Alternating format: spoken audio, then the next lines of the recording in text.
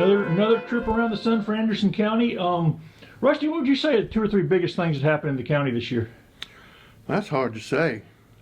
I mean, continuing investment in Anderson County, that's always good, and it's a continuing process. And, you know, we had another announcement yesterday, and just finishing up a lot of recreation projects. We're able to pave a lot of roads with some special funds that we received over the year.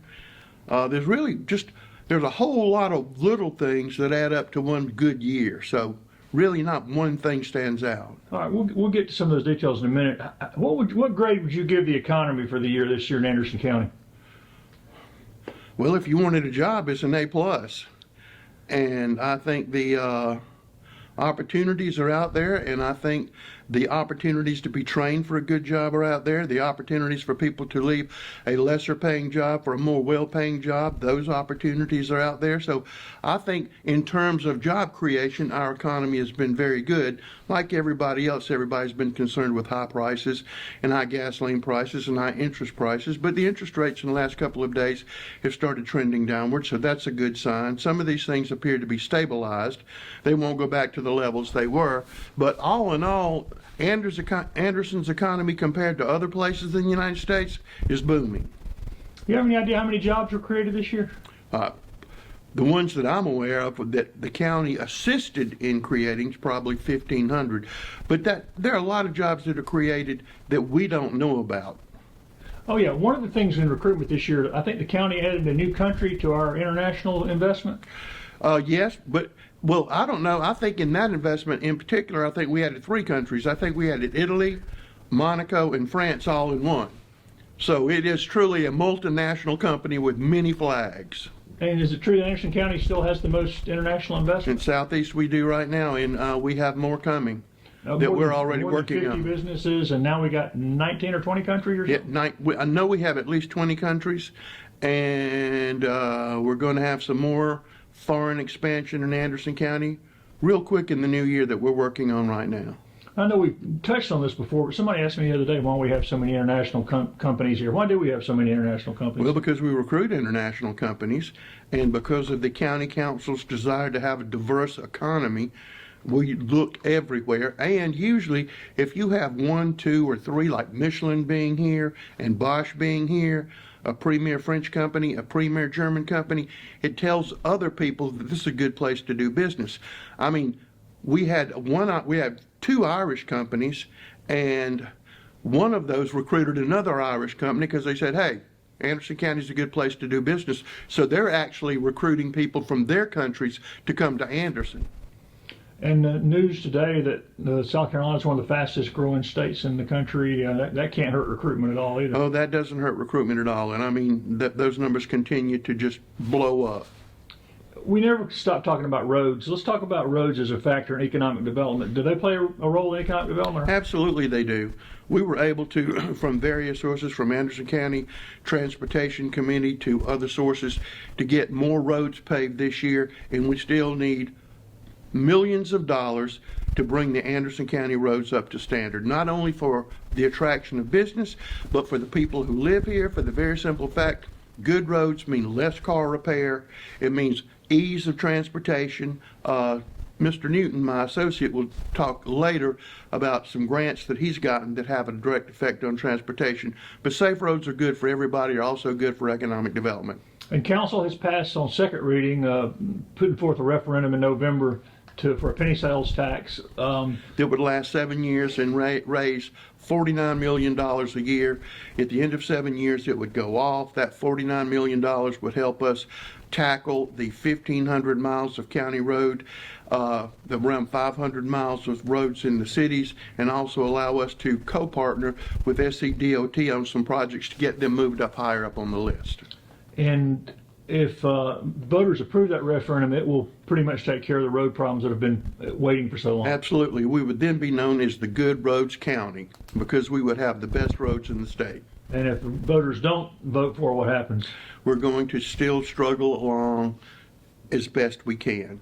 Quality of life issues, some are visible or some are not so visible, seem to be on the top of all the county's mayor's accomplishments for the year. Sewer work and expansion seem to have been a priority. With all the attention finally given to infrastructure, will that free up any funds to do other things, or is that just special funding?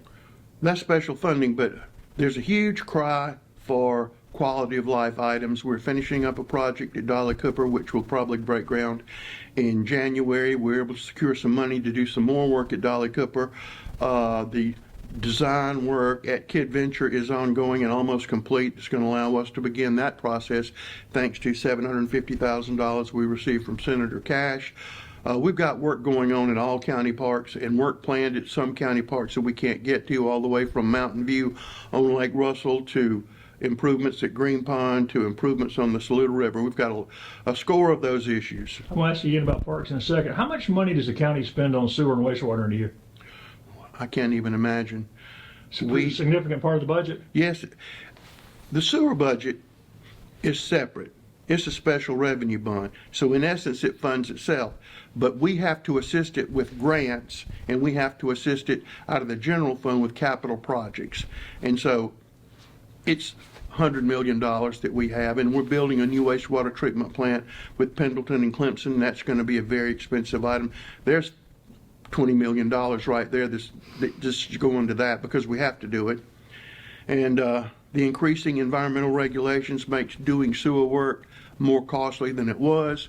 We still can't get equipment to finish sewer projects that we have. They're still somewhere. Pumps and rotors are still somewhere in the Pacific Ocean riding around in a ship. So, you know, it's just something all the time with sewer, but there's a huge demand for sewer, so. Well, it's one of those things that people don't see, but if it weren't there, there'd be a real problem. Yeah, like we would have diphtheria, typhoid, and everybody would be dead and the lake would be polluted. Other than that, everything would be fine. Oh, that's good.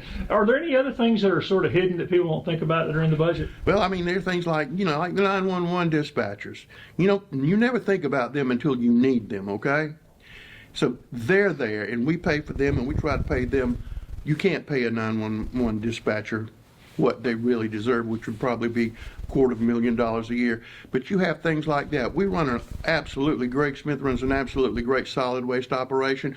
You don't think about that when you go recycle. Do you think about when you're recycling that we're going to sell those recyclables, which is going to keep the solid waste fees down? I mean, you know, all of these things, and we do a great job of that thanks to Greg Smith. But there are a whole lot of other things, like our airport's booming right now, booming with flights, corporate flights coming in almost on a daily basis, more than one, numerous flights coming in out there. Still hoping we can finally get that playground built out there to make it a nice park out there.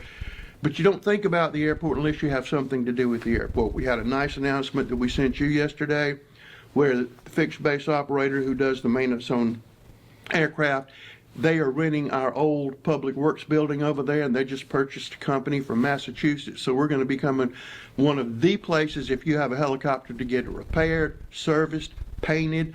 Also going to have a flight school. All of those things are going on at the Anderson County Airport, and you wouldn't normally think about things like that. So there are a lot of things that the county does that people don't, it doesn't readily come to mind, but the county's doing that. Like EMS, with our EMS group.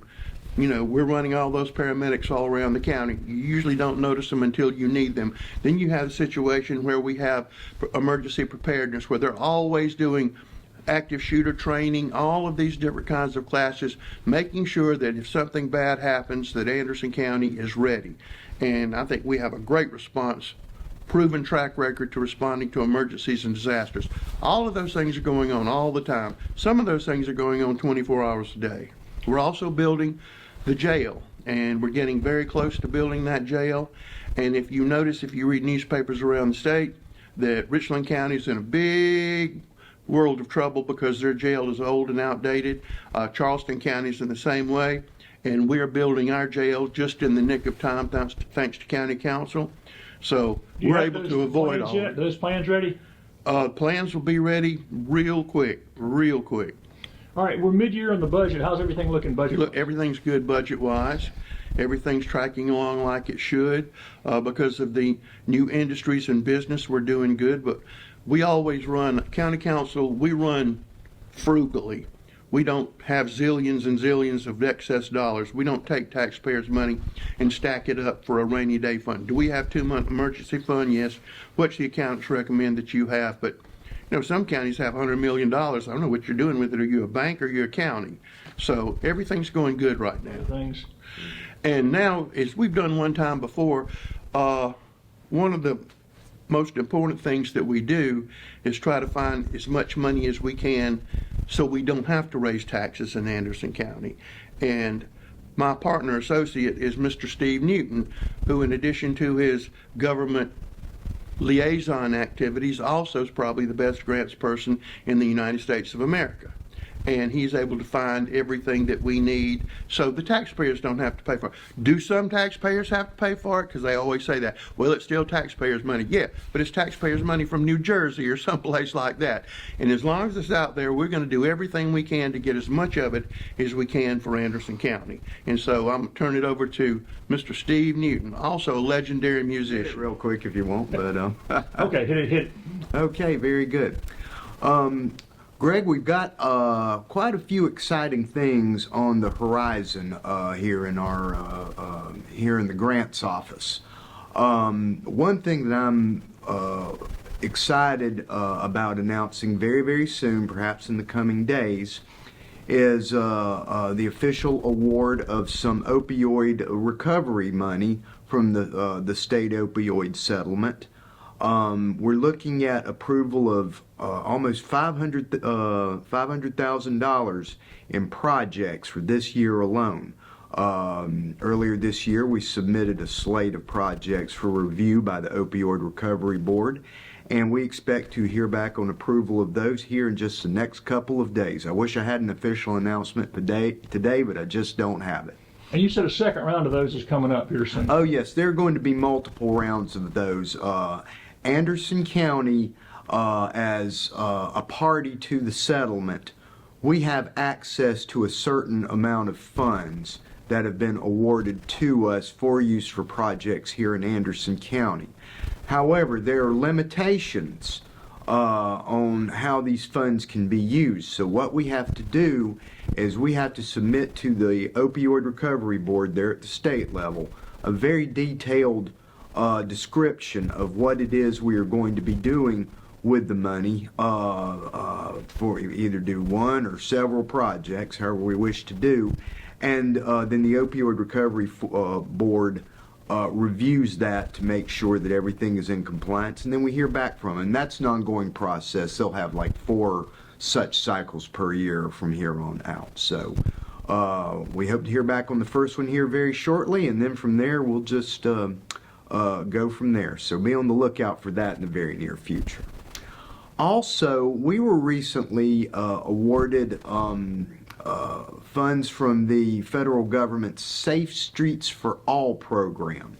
Now, what we've been awarded here is money that we can use to help do some, basically some first steps planning here. What we're going to be able to do with the money is we're going to be able to work with a consulting group that we will select and, in essence, just have a good comprehensive look at the community and where our problems are with regard to traffic safety. Not just roads, but also bicyclists, pedestrians. We have to look at the whole scope of things. Now, there are plenty of places out there in the community that we're all aware of, where this curve is dangerous, this tree needs to be cut, people down this road, they come flying around through here. We know of those areas. We all kind of have a sense of those. We want to get those all on one, just kind of get them all on one list so we can all see what we're dealing with. But also, it's very important for us during this process to try to reach out to people with problems that we may not be quite as familiar with, just in our own personal experience. Numbers tell me that there's a section of Shockley Ferry Road that is very dangerous for pedestrians. You haven't really heard a clamor, so to speak, about it, but it's there, and that's something that we're aware of internally, and I think that we need to consider as part of this process. Just the other day, I was driving down Bleckley Street, saw an individual navigating the street in a mobility scooter. Sidewalks over there are in abysmal condition, quite obviously, and then they just terminate.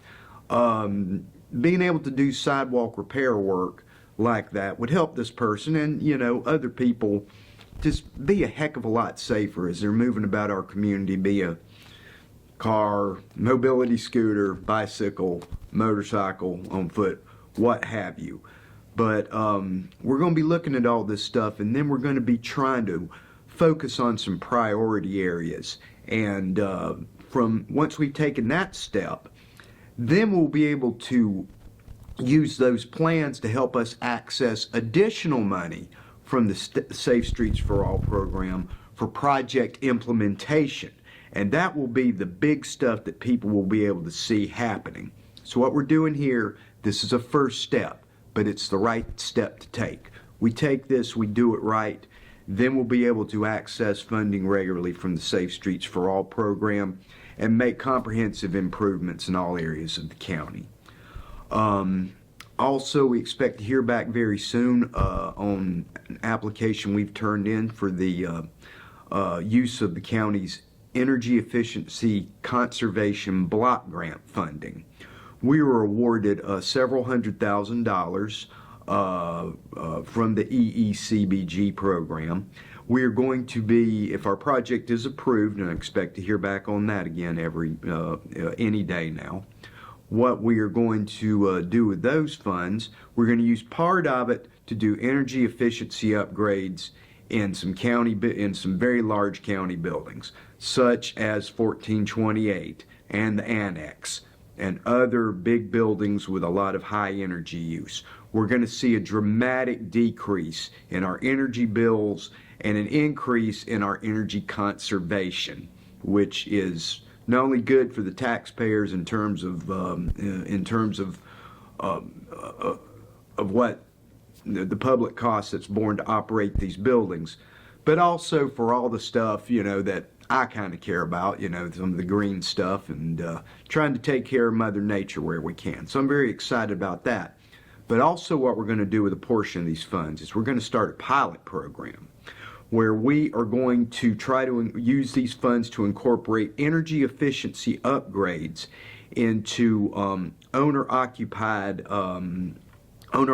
homes that are owned by senior citizens who are of low to moderate income. A lot of times we have funding that we are available to get from the state to come in and do wheelchair ramps or other improvements or maybe even replace their HVAC system, but we don't have the money available to put in a layer of insulation in the attic or in the crawl space or however it may be. And that's something that will translate into some real energy savings for these folks. And I'm looking forward to introducing that project, see what kind of results we get from there. Hopefully that'll show results that'll be justify us moving forward with that in the future. One other thing I want to mention is that we have just finished working with a group called the Green Infrastructure Center through a program founded by the South Carolina Forestry Commission. They've assisted us in preparing what we call a tree canopy map. This is basically an inventory of the county's tree canopy, and we're going to be introducing those maps to the public shortly after the first of the year. It's been mostly an internal process because basically we're just focusing on what's in the ground right now, or what's coming out of the ground right now, I should say. Get that baseline inventory. But again, like the Safe Streets for All program, what this will do is this will set us up for additional funding to where we can do more targeted strategies in areas throughout the community where more tree canopy is needed, find ways to incorporate solutions where tree canopy is being lost, how we can replace that. And this is, again, not just beneficial for all the happy green stuff that people like me like, but also it has an impact on stormwater, which I think that everybody is very sensitive to now, especially in this day and age of development.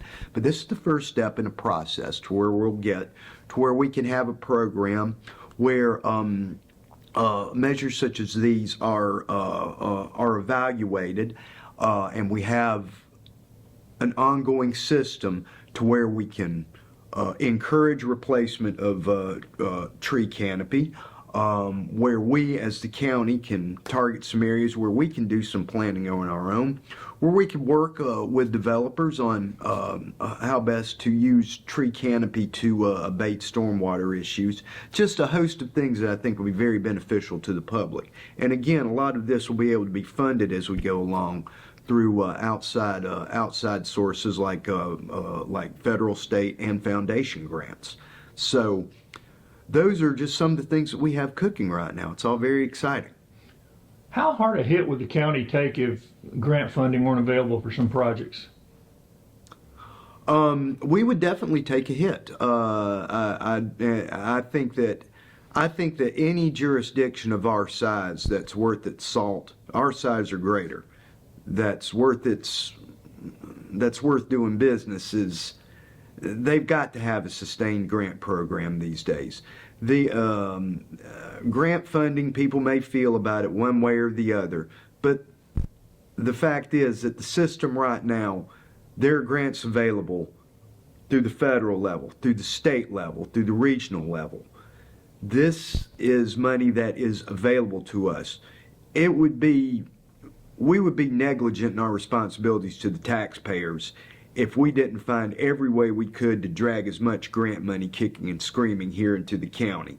We don't go after grants just for, oh, well, it'd be nice to do this, that, or the other. There's specific reasons behind every grant that we go after. Either we're improving infrastructure or we're setting up something to where we are actually being able to provide direct assistance to the public, like doing owner-occupied housing repair for senior citizens and such. These funds are out there. We've got to chase them down. And until the system changes, that's exactly what we're going to do. There seems to have been some movement across the county in cleaning up some of the mill sites. Is 2024 the year we finally start to see some of those ready for use? Steve might address this, but we've received $1 million thanks to Senator Mike Gamble to clean up the Chicola Mill. We're trying to turn that into a total of $3 million. We're working on that. Looks like we're going to have progress on Equinox this year because finally some of those programs that they put on hold are going to come to pass so we can get Equinox off the ground. We met with Pendleton this week, and they're making good progress on the mill site in downtown Pendleton, and we're also involved in the mill situation in Pelzer, aiding and abetting them in any way we can to make that happen. We also possibly have something that will go on the Toxaway mill site that the county cleaned up, and we have about 32 acres there. So yes, we're hoping we can get some of those mills cleaned up this year and move it at a faster pace. And you mentioned parks. The county has, 37 parks, something Correct. like that? Any plan? I know you evaluated all of them a couple of years ago. Are there any plans to take some of those smaller ones that are just really a patch of grass and turn them over to the communities, or? We thought about that, but then whenever you come to the point, well, let's turn this one over to the community says, that's county park, and thank y'all for keeping it up. So I think the number of parks we have is going to remain the number of parks that we have. Saluda River Blue Trail also posted some growth in 2023 with new places to put in on the river. Remind everybody of what was added this year and where we're at on that. Well, what was added this year is we purchased that 29 acres right there below the dam in in Piedmont, and we're looking to develop that. As a matter of fact, we received grant money to develop that park, and hopefully that's going to start going this year and moving out at a good rate of speed. And continues to see activity from West Pelzer and Pelzer. How important is that Saluda River to investment and recreation? It's very important because our goal was the river was there. Nobody paid attention to it. Just like Chairman Dunn said, we have Lake Hartwell. It's an undervalued, underutilized resource. So we've made a lot of improvements on the Saluda River that has caused economic development to occur in that area. And it really hasn't gotten to the peak where it's really going to start steamrolling. But lots that you used to get over there for $2.50 now are becoming extremely valuable. The river's cleaner than it's ever been. There are more amenities and more people are aware of it to take advantage of it. And you got Piedmont Park, like you said. Yes. Then there's Hartwell Lake, the other big water. What was, do you think, the biggest news from the lake this year? That we are absolutely the premier destination for anybody wanting to have a fishing tournament. Last week we had a fishing tournament and we had 250 boats. 250 boats, that's 250 people. There are 2 people in a boat, there's 500 fishermen, and everything else that goes along with it. Those fishing tournaments pump a lot of money into the local economy, a whole lot of money. And Green Pond, there's a line now. You can't get in Green Pond now, right? The No, tournaments are but backing up. hopefully we're going to get another grant for Green Pond, and we're going to be able to put another ramp in, which is part of the original plan.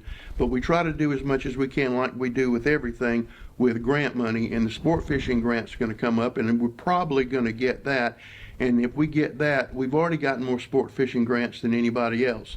And I'm pretty sure with this one, that'll be another notch on our belt that we've got another grant for them, but because it does what we told them it would do. And DNR loves it, and they vouch for us. They say, yeah, this is doing what it was supposed to do. Well, one of the biggest things that at least visibly happened this year was the walking trail that goes from the backside of AnMed's trail all the way to the Civic Center. It seems to be getting more and more used every day from what I noticed. How was that track funded? That was all grant funds and DOT money. There's no local money that went into that. The county maintains the amenities on the trail. It's a state highway, and we're looking to add other amenities on that trail. And as you know, we're also trying to work on connecting that trail with a trail to Belton, South Carolina, along the old P&N rail corridor. So we're working very hard to expand our trail network, and people use it, people love it, and that's only going to continue. And will there be an official opening when they get the tweaks done on that? We should be having that official opening within the next 2 months, and if not, I do not know why. At the Civic Center, the new amphitheater stage saw a fair amount of activity this year. Any idea of how much that brought in this year? Those new. I haven't seen the final numbers on that yet, but you know we've got that 2-day country music festival coming in because of that stage. And we get a lot of things because we have that stage that don't even need that stage, but they know that we have the capability to handle something of that size. So we're looking for a banner year at the Civic Center, better than we've done in a long, long time. And again, as everybody, they don't know, but they say, well, you know, that Civic Center's not used. That Civic Center's used just about every day. From some civic organization or a concert or a group having a meeting like at Christmas time, all of the large organizations use that Civic Center. So it is constantly in motion. Any plans for premium seating out there at the amphitheater? We've been talking about that, and that some people think that's a good idea and some people don't. So we are dealing with some people who know about the concert industry, so we're going to listen to their recommendations. How about the sports complex? Any big things coming up out there? Just more continued work on the sports complex, and we're trying to have a field dedicated just to cricket because that's one of the fastest growing sports in the United States. As a matter of fact, some people are saying that it will soon rival pickleball. I think that's still a ways away, but yes, we have constant plans out there. And Paws is to continue to work to recover from that tidal wave of animals put up for adoption as a result of the pandemic adoption frenzy.